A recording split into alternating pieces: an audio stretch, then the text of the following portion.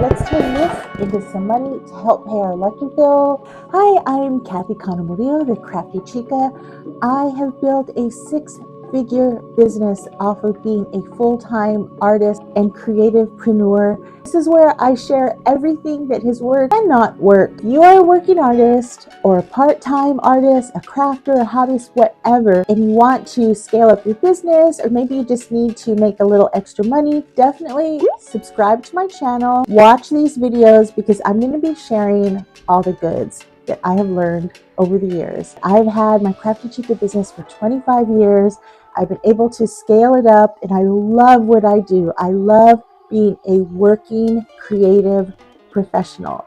Okay, today's project, we're starting easy. We're making magnets from cardboard boxes, and I will go into the story of it and why it works and how to pitch it to your customers so that it's special and sparkly and they will want to collect all of them. Let's get into it. You're going to need a cardboard box, scissors, images printed out on a semi-glossy paper, a glue stick, scissors, Mod Podge, and glossy spray sealer. You're going to start by cutting out your shapes, circles, rectangles, whatever you'd like. Go ahead and base coat them on both sides.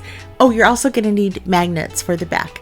And your images, print them out. I printed these on my inkjet printer on a semi-glossy paper. It's like one step up from regular printer paper. Use a glue stick to generously add a nice amount on the back of each image. Glue it down onto the piece of cardboard. Make sure those edges are sealed down nicely. I even added a thin coat of Mod Podge just to make sure everything was sealed, because we're going to add high gloss varnish at the end and you don't want it to seep through the paper. And then you're going to go through and add painted accents. This is the fun part. You could add polka dots, you could outline everything. And once you have the painted accents done, let it all dry, trim the edges with Mod Podge and add some micro glitter. Again, this is your choice. You could also add flat back crystals, but keep your profit margins in mind of how much you're going to sell these. So let's talk about money. When it comes to selling these magnets, this is a project that I did when I first started out back in the mid-90s, and I loved it because all it took was cardboard boxes and craft paint. The images, you could use royalty-free images, you could use your own illustrations. Just make sure don't use any licensed images. You want to keep this legit because you are a business and you want to do this properly. The reason why these work, not only are they super affordable to make, but they have a very charming story to them.